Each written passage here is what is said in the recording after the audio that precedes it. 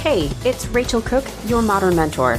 Today, I thought we'd talk about some strategies you can use to make a hybrid meeting, you know, the ones where some people are in the office and others are Zooming in, actually effective and impactful. I've got a lot of ideas here, so I hope you're ready to jump in with me. Remember the olden days when meetings happened in a room with people and snacks and tables?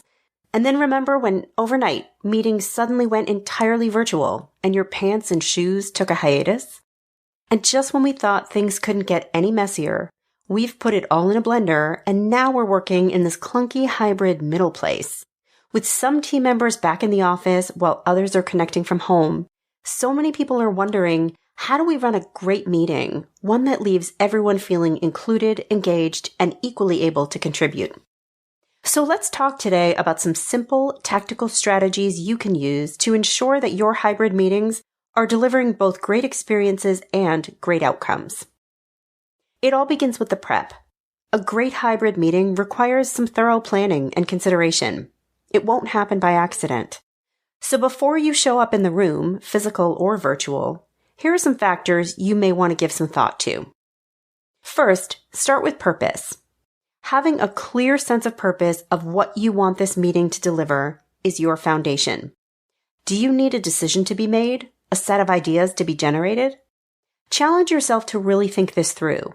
Providing this clarity to your participants up front will enable them to show up prepared to engage in the right conversation. And note that certain purposes, like providing an update or reviewing a client deliverable, may not even require a meeting. In some cases, an email or a series of individual phone calls will do. The least effective hybrid meetings are the ones that just didn't need to be meetings. Next, look at your attendees. Clarity of purpose allows you to be intentional about whom you invite to the table. Hybrid meetings require you to pay a little more attention to each person's experience, so minimizing the number of participants can be helpful. Don't be exclusive, but do be thoughtful about each attendee's role in the discussion. Who truly needs to be present and who can you update after the fact? Fewer participants will help dial up your impact. Next, prepare your technology. Engaging a blend of participants requires a little extra creativity. So think ahead about where you want to engage your participants, collecting ideas, opinions, or individual sentiment, and prepare ahead by setting up some polls or whiteboards ahead of time. This advanced setup will leave you, the host, looking prepared and polished, while keeping your meeting running smoothly and allowing all participants to engage on equal footing. Next, think about your rules of engagement. Decide what ground rules you would like to establish and send them out in advance. This will allow participants to show up ready for the action that you've designed. What will make your conversation most engaging?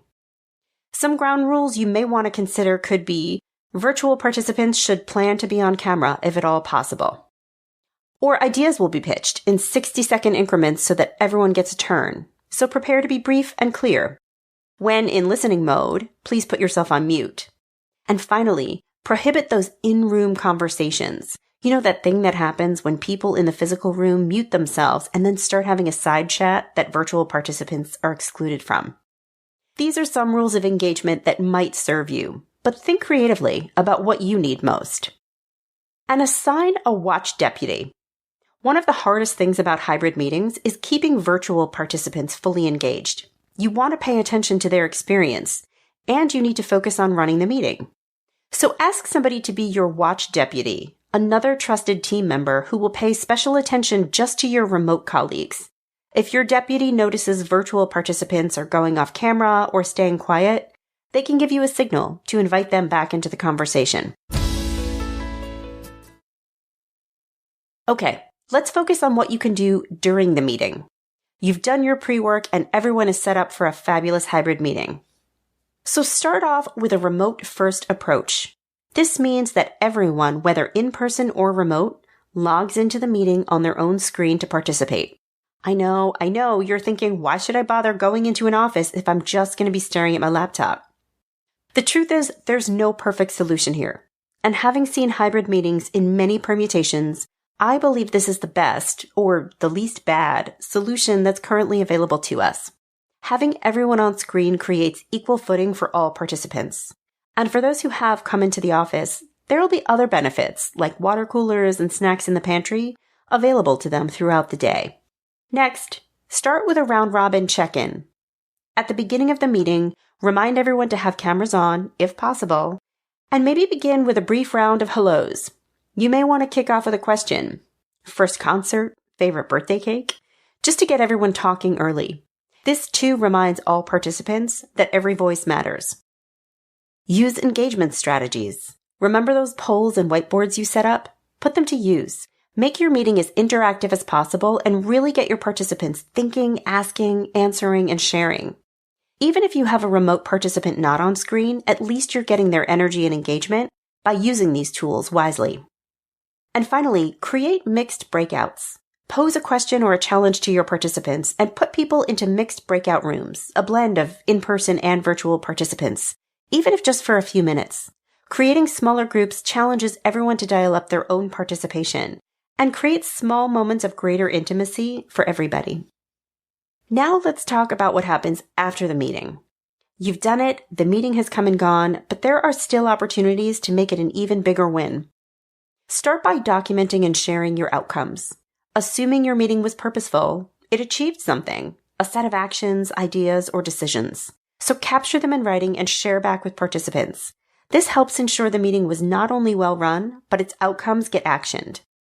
And finally, get feedback.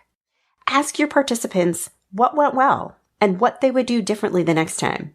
Ultimately, the best strategies are the ones that your team finds useful, and you can keep evolving your hybrid meeting strategy over time. So there you have some of my favorite strategies for rocking an awesome hybrid meeting. Let me know how these work for you, and don't be shy about sharing some of your own ideas with me. I hope you picked up a tactic or two to help you bump up your hybrid meeting experience. And I hope you'll join me back here next week for another great episode. Until then, you can follow Modern Mentor on Apple Podcasts, Spotify, or wherever you listen to podcasts. Check out my website at leadabovenoise.com or follow me on the Modern Mentor podcast page on LinkedIn. Thanks again so much for listening and have a successful week. Modern Mentor is a quick and dirty tips podcast. It's audio engineered by Dan Firabend, with script editing by Adam Cecil. Our operations and editorial manager is Michelle Margulis, our assistant manager is Emily Miller, and our marketing and publicity assistant is Davina Tomlin.